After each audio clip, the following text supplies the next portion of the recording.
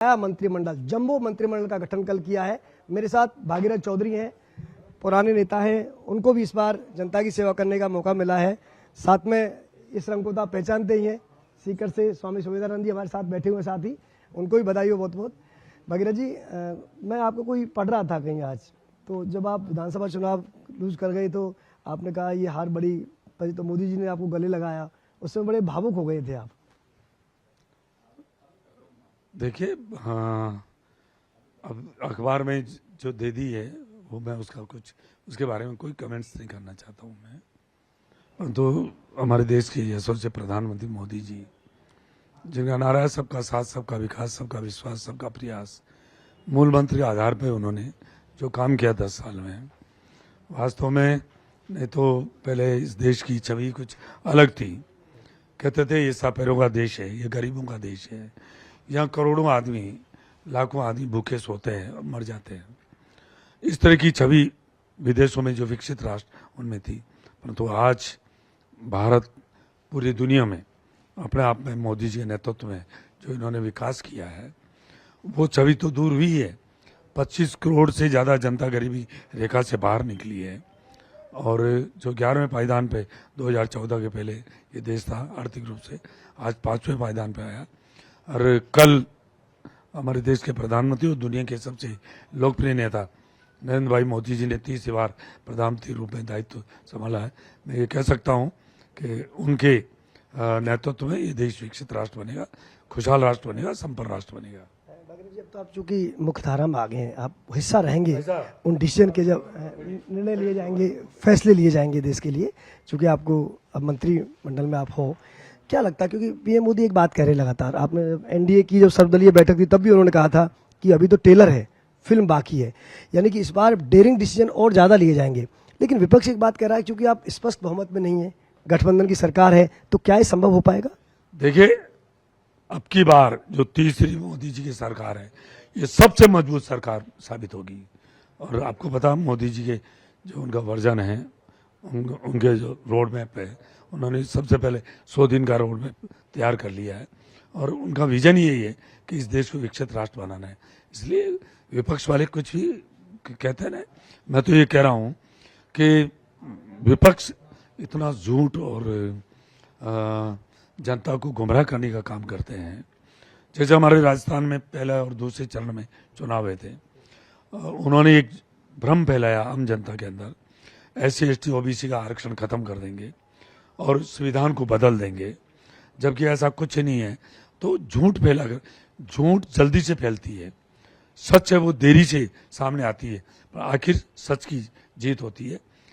इस तरह से उन्होंने बरगला कर SC ST OBC को और कि आरक्षण खत्म कर देंगे, संविधान को बदल देंगे, इस तरह से करके भ्रमित करके दूसरा गारंटी कार्ड उन्होंने बांटा, महिलाओं को 1 लाख रुपए देंगे।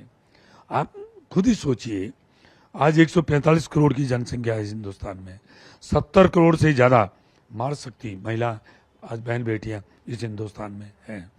1 लाख से 70 करोड़ जनता को क्या इतनी तो GDP नहीं है? तो ये झूठा भ्रम फैलाकर उन्होंने आम जन को, गरीब, गांव और मजदूर, इनको बहकाने की उन्होंने कोशिश करी।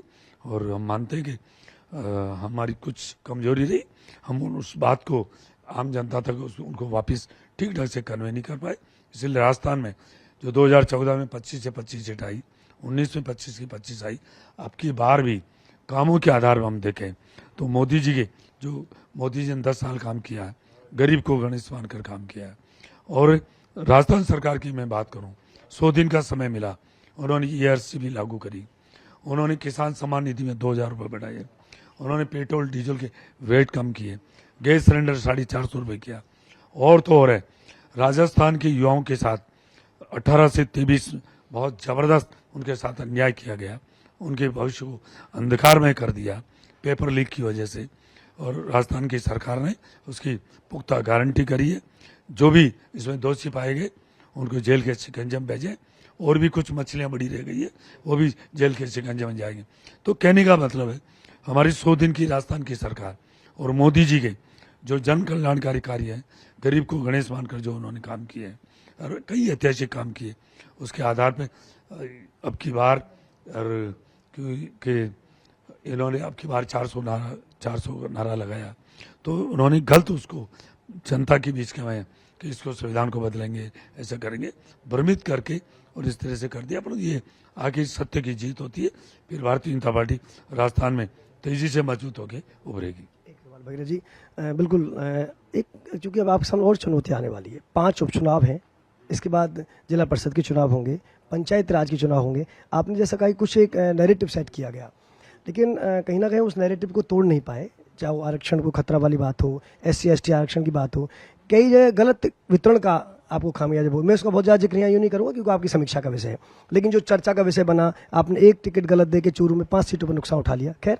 वो आप समीक्षा करेंगे, कर रहे होंगे, आगे ऐसा ना हो इसके लिए किस तरह की तैयारी है? जिला परिषद के चुनावों में, 5 उपचुनावों में कोई, चाहे मैं सीधा ही आपसे बात कर लेता हूँ, जिस तरह जाट आपके खिलाफ गया, क्या ये आप कोई ऐसा प्लान करेंगे नहीं जाए? देखिए, मैं तो आपने कहा जाट खिलाफ गया, मैं इस बात से पूरा सहमत नहीं हूं, पर तो मैं ये कह सकता हूं कि मोदी जी किसान वर्ग को, एक किसान वर्ग है, किसान कोई जाति नहीं होती है, 3, मैं तो अभी भी कह रहा हूं कि 3 किसान कृषि बिल लेके आए, यदि वो लागू हो जाते तो इस देश के लिए, किसानों के लिए वरदान साबित होते हैं। दुर्भाग्य था कि वो कृषि बिल राजनीतिक भेंट चढ़ गया, वरना किसानों का कल्याण था उसमें, और हमने अच्छी तरह से उसका अध्ययन किया है। परंतु ये विपक्ष वाले भ्रम फैलाते हैं, झूठ बोलते हैं। आपको पता है 60 साल तक केंद्र और राज्यों में सरकारें दी है, इन्होंने गरीबी मिटाने का नारा दिया, कभी गरीबी मिटाई क्या? गरीबों को जरूर मिटाया इन्होंने, ये कभी नहीं चाहते हैं। अंग्रेजों की नीति और कांग्रेस की नीति एक ही है, फूट डालो राज करो, भाई से भाई को लड़ाओ, जाति से जाति को लड़ाओ, और धर्म से दूसरे धर्म को लड़ाओ।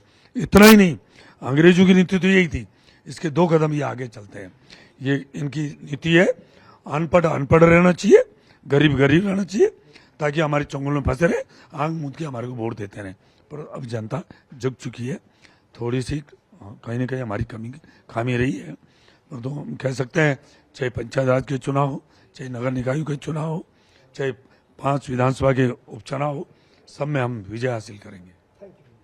ये थे भागीरथ चौधरी, जिनका कहना है कि इस बात का कार्यकाल ऐतिहासिक कार्यकाल होगा मोदी सरकार का।